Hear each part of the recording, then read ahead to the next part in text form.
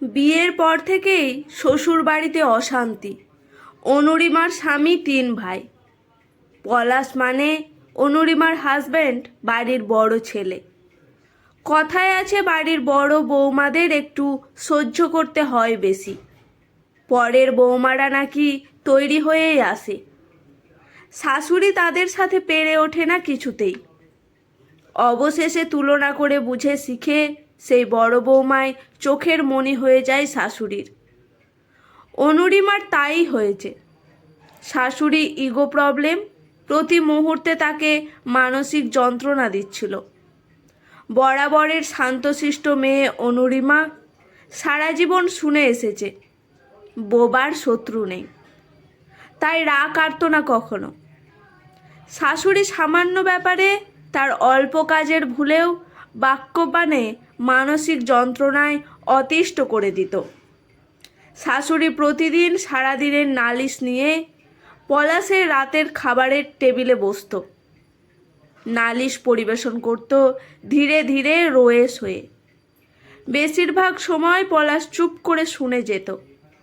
আবার মাঝে মাঝে সারাদিন অফিসের ঝামেলায় পড়ে এইসব ফালতু নালিশে বিরক্ত হয়ে জবাবও দিত। মায়ের পক্ষ নিলে অনুরিমা অভিমান করে সেদিন আর তার কাছে আসতো না। আর অনুরিমার পক্ষ নিলে মা কান্নাকাটি শুরু করে।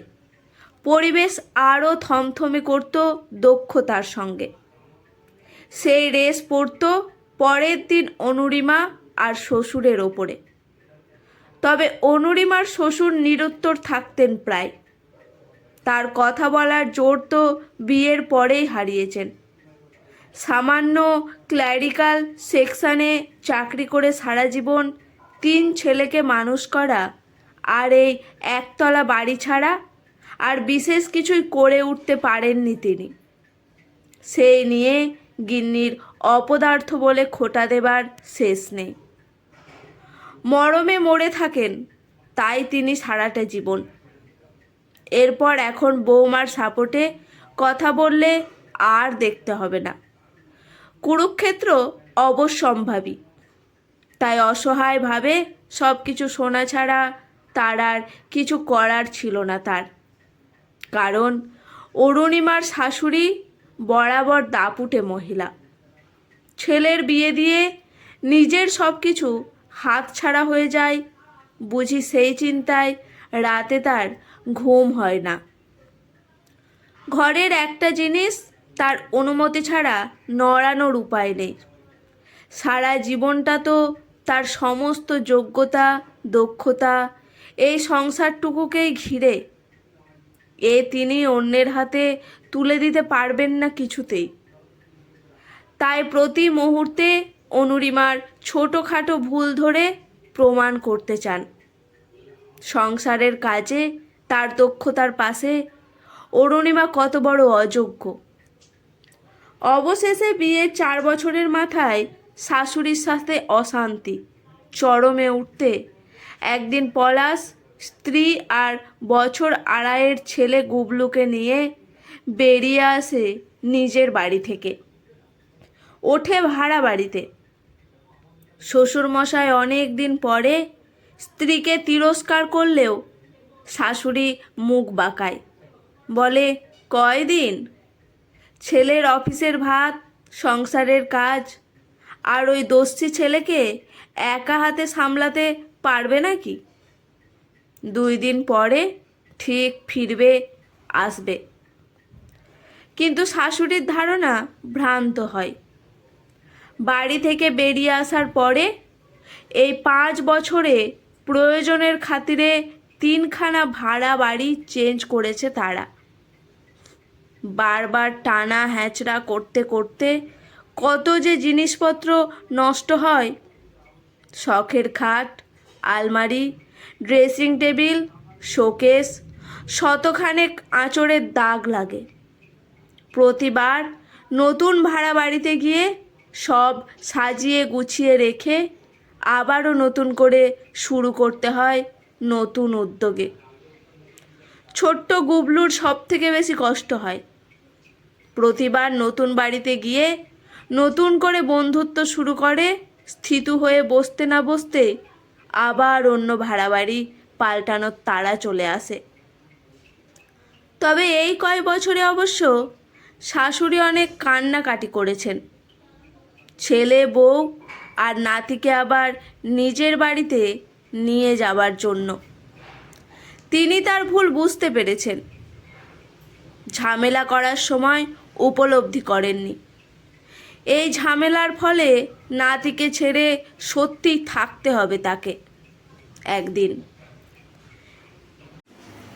তাছাড়া এখন ওই বাড়িতে মেজ আর ছোট ছেলের বিয়ের পরে বউরা এসে নাকি প্রতিদিন প্রমাণ করে ছাড়ে বউবাড়ি শত্রু বেশি, অতএব তারা মাত্রারিক্ত সরব। তাই এখন বড় বৌমা অনুরিমা শাশুড়ির চোখের মণি হয়েছে, কিন্তু পলাশ আর ওই বাড়ি ফিরতে রাজি নয়। 4 বছরের অশান্তির রেস সে আর বাড়াতে চায় না। 2 দিন পরে হয়তো ভাই আর তাদের বউদের সাথেও মনোমালিন্য শুরু হবে। তাছাড়া একটা ঘরে অসুবিধাও হচ্ছিল। এরপরে একতলার চাল কামরা ঘরের পাশে হয়তো একটা রান্নাঘরকে 3টে ভাগে ভাগ করতে হবে। সে বড় দৃষ্টিকটু। তার থেকে এই ভালো, এখন অনেক ভালো আছে তারা। তার মা বাবা মাঝে মাঝে আসে এখানে, বিশেষ করে মেজ আর ছোট বৌমার কাছে মুখ ঝামটা খেয়ে কিছুদিন এখন প্রাণের প্রিয় বড় ছেলে বড় বৌমার বাড়িতে কাটিয়ে যান তার মা। এটা হয়েছে যেন তার গোসাঘর। জায়েরা হেসে সেই কথাই বলে অনুরিমাকে। অনুরিমাও হাসে। জায়েদের সাথে বেশ সদ্ভাব থাকলেও অনুরিমা শাশুড়ি এখানে এলে তার সেবা যত্নের ত্রুটি কখনো করে না। তিনিও আজকাল তাদের কাছে থাকতে বেশি পছন্দ করেন, ভালোবাসেন। বাড়ি ফেরার আগে নাতিকে জড়িয়ে ধরে চোখের জল ফেলেন প্রত্যেকবার। এসব দেখে পলাশের দৃঢ় বিশ্বাস হয়েছে, কিছু সম্পর্ক দূরে থাকলেই ভালো থাকে। অফিসের কাজে নিজের সামর্থ্য অনুযায়ী একটা তৈরি করা দোতলা বাড়ি পেয়েছে পলাশ। বাড়ির মালকিনের একমাত্র ছেলে বিদেশে থাকে। মালকিনকেও এতদিন পরে রাজি করাতে পেরেছে সেখানে নিয়ে যাবার জন্য। তাই পলাশ লোন করলেও প্রায় জলের দামে পেল বাড়িটাকে। তারপর সেটাকে রং করে আরও ঝকঝকে করে তুলল সে। আজ পলাশের গৃহপ্রবেশের দিন। প্রতিবার সব কিছু নতুন ভাড়া বাড়িতে নিয়ে যাবার আগে গুবলুর ধুলো ময়লায় যাতে কষ্ট না হয় তাই অনুরিমার শাশুড়ি এসে গুবলুকে নিয়ে যান। তারপর সব গুছানো হয়ে গেলে তিনি নিজে নাতিকে নিয়ে এসে কয়েকদিন কাটিয়ে যান এখানে। এবারেও তার অন্যথা হলো না। শুধু ছেলের কথায় নাতিকে নিয়ে তিনি অনেক দিন পরে বোনের বাড়ি থেকে কাটিয়ে এলেন কিছুদিন। গৃহপ্রবেশের দিন সকালবেলা গুবলুকে নিয়ে অনুরিমার শ্বশুর শাশুড়ি হাজির।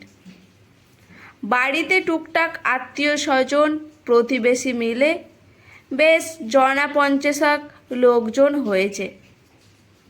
এক পাশে হোমযজ্ঞ হচ্ছে। পলাশ পুরোহিতের পাশে বসে। অনুরিমা ঘুরে সব কিছু তদারকি করতে ব্যস্ত। গুবলাই ঘরগুলো ঘুরে দেখে খুব খুশি হয়েছে। তারপর মায়ের কাছে এসে আঁচল ধরে টেনে জিজ্ঞেস করলো, ও মা, এটা কি আমার নিজের বাড়ি? অনুরিমা হেসে উত্তর দিল, হ্যাঁ বাবা, তোমার নিজের। গুবলু এবারে ভীষণ খুশি হয়ে জিজ্ঞেস করে, আর কখনো কোথাও যেতে হবে না আমাকে? চিরকালের জন্য নিজের? উপস্থিত সবাই হেসে ফেললেও অনুরিমা আর তার শাশুড়ির চোখে জল এসে গেল।